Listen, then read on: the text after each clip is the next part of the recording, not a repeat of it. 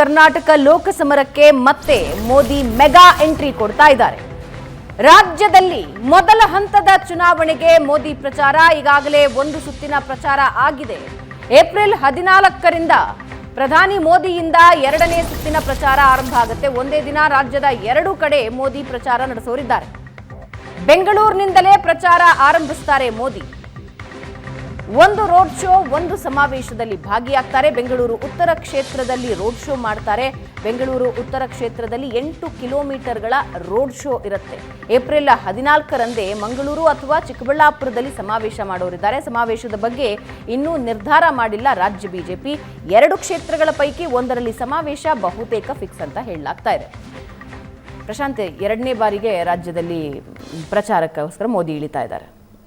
ನೋಡಿ, ಇವತ್ತು B J P ticket ಹಂಚಿಕೆಯ ಕೆಲ ಗೊಂದಲಗಳ ನಂತರ ಬಿ ಜೆ ಪಿಯ ಮೂಲ ಅಥವಾ ಹಿಂದುತ್ವದ ಕಾರ್ಯಕರ್ತರು ಸ್ವಲ್ಪ ಮಟ್ಟಿಗೆ ಬೇಸರಗೊಂಡಿರ್ತಕ್ಕಂಥ ಸಂದರ್ಭದಲ್ಲಿ ನರೇಂದ್ರ ಮೋದಿ ಬರೋದು can energise them, can bring them back into streets.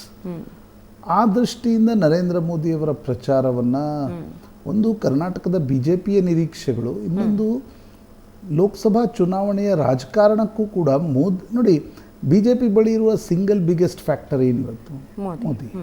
ಹೀಗಾಗಿ ಸ್ವತಃ ಮೋದಿಯವರು ಕರ್ನಾಟಕದಲ್ಲಿ ಚುನಾವಣಾ ಅಖಾಡಕ್ಕೆ ಇಳಿತಾ ಇರುವಾಗ ಅದರ ಇಂಪ್ಯಾಕ್ಟ್ ಏನು ಅಂತಕ್ಕಂಥದ್ರ ಬಗ್ಗೆ ತುಂಬ ಒಂದು ಸ್ಟಡಿ ನಡಿಬೇಕಾಗತ್ತೆ, ಅಥವಾ ಅದನ್ನು ಅಸೆಸ್ ಮಾಡುವಾಗಲೂ ಕೂಡ ಆನ್ ಗ್ರೌಂಡ್ ಅಸೆಸ್ಮೆಂಟ್ ಮಾಡಬೇಕಾಗತ್ತೆ.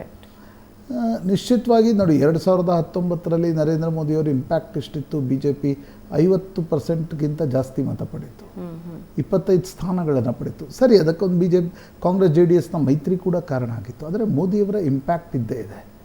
ವಿಧಾನಸಭಾ ಚುನಾವಣೆಯಲ್ಲಿ ಅನೇಕ ಬಾರಿ ಏನಾಗುತ್ತೆ, ನಾವು ಅಸೆಸ್ ಮಾಡುವಾಗಲೂ ನೋಡಿ, ಒಂದು ಮೋದಿ ಫ್ಯಾಕ್ಟರ್ ಇರುತ್ತೆ, ಒಂದು ಪಾರ್ಟಿ ಫ್ಯಾಕ್ಟರ್ ಇರುತ್ತೆ, ಒಂದು ಅಭ್ಯರ್ಥಿ ಇರುತ್ತೆ, ಒಂದು ಓವರಾಲ್ ಆ್ಯಂಟಿ ಇನ್ಕಂಬನ್ಸಿ ಅಥವಾ pro incumbency towards the government ಇರುತ್ತೆ.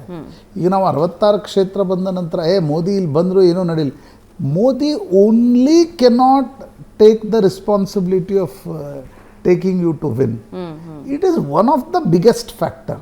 ನನಗನ್ಸುತ್ತೆ ಮೋದಿಯ ಪ್ರಚಾರ ಇರಲಿಲ್ಲ ಅಂದರೆ ಕರ್ನಾಟಕದಲ್ಲಿ 66 ಬರ್ತಿದ್ದಿಲ್ಲ, 40 ಬರ್ತಾಯಿತ್ತು. ಅಂದರೆ ನೀವು ಇನ್ನೊಂದು ಆಯಾಮದ ದೃಷ್ಟಿಯಿಂದ ಕೂಡ ವಿಶ್ಲೇಷಣೆ ಮಾಡಬೇಕಾಗತ್ತೆ.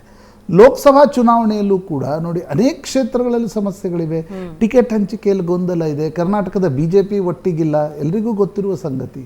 ಆದರೆ ಇದು ಲೋಕಸಭಾ ಚುನಾವಣೆ ಆದ್ದರಿಂದ ಜನರಿಗೆ ನೋಡಿ ಕ್ಲಿಯರ್ ಡಿಸ್ಟಿಂಕ್ಷನ್ ಮಾಡೋದು, ನಮಗಿಂತ ಮತದಾರ ಎಷ್ಟೋ ಪಟ್ಟು ಜಾಣನಿರ್ತಾನೆ. ಲೋಕಸಭಾ ಚುನಾವಣೆಯಲ್ಲಿ ಏನು ಓಟ್ ಹಾಕಬೇಕು, ವಿಧಾನಸಭಾ ಚುನಾವಣೆಯಲ್ಲಿ ಏನು ಓಟ್ ಹಾಕಬೇಕು. ವಿಧಾನಸಭಾ ಚುನಾವಣೆ ನಾಟ್ ಮೋದಿ ಚುನಾವಣೆ, ಸಿದ್ದರಾಮಯ್ಯ ಅವ್ರ ಚುನಾವಣೆ ಆಗಿತ್ತು, ಅಲ್ಲಿ ಓಟ್ ಹೆಂಗೆ ಹಾಕಿದ, ಲೋಕಸಭಾ ಚುನಾವಣೆಯಲ್ಲಿ ಹೆಂಗೆ ಓಟ್ ಹಾಕ್ತಾರೆ ಮುಖ್ಯ ಆಗುತ್ತೆ. ಹೀಗಾಗಿ ಮೋದಿ ಎಷ್ಟು ಇಂಪ್ಯಾಕ್ಟ್ ಮತ್ತೊಮ್ಮೆ ಮಾಡಬಲ್ಲರು. ಮೋದಿ ಒಂದು ಬೇಸರ, ಒಂದು ಅಸಮಾಧಾನ ಏನು ಮತದಾರನ ಮನಸ್ಸಿನಲ್ಲಿ, ಅಥವಾ ಬಿ ಜೆ ಪಿಯ ಮತದಾರನಿಗಿಂತ ಈ ಬಿ ಜೆ ಪಿಯ ಕಾರ್ಯಕರ್ತರ ಮನಸ್ಸಿನಲ್ಲಿ ಏನು ಅಸಮಾಧಾನ ಇದೆ, ಅದನ್ನು ಹೋಗಲಾಡಿಸ್ಲಿಕ್ಕೆ ಸಾಧ್ಯ ಆಗತ್ತಾ? ಅದು ಬಿಗ್ಗೆಸ್ಟ್ ಕ್ವಶನ್. ಆಗ ನಿಮ್ಗೆ ಗೊತ್ತಾಗುತ್ತೆ. ಸರ್ವೆಗಳು 23-24 ಹೇಳ್ತಾ ಇವೆ, 18 ಬರ್ತದೋ, 15 ಬರುತ್ತೋ, 20ಕ್ಕೆ ನಿಲ್ತಾರೋ. ಇವೆಲ್ಲ ಸಂಗತಿಗಳು ಮೋದಿ ಫ್ಯಾಕ್ಟರ್ ಎಷ್ಟು ಮ್ಯಾಕ್ಸಿಮೈಸ್ ಆಗುತ್ತೆ ಅನ್ನೋದ್ರ ಮೇಲೆ ನಿರ್ಭರ ಆಗುತ್ತೆ ಅಂತ. ರೈಟ್.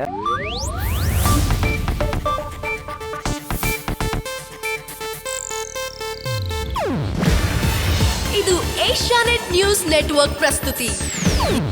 ನೀವು ನೋಡ್ತಿದ್ದೀರಾ ಏಷ್ಯಾನೆಟ್ ಸುವರ್ಣ ನ್ಯೂಸ್.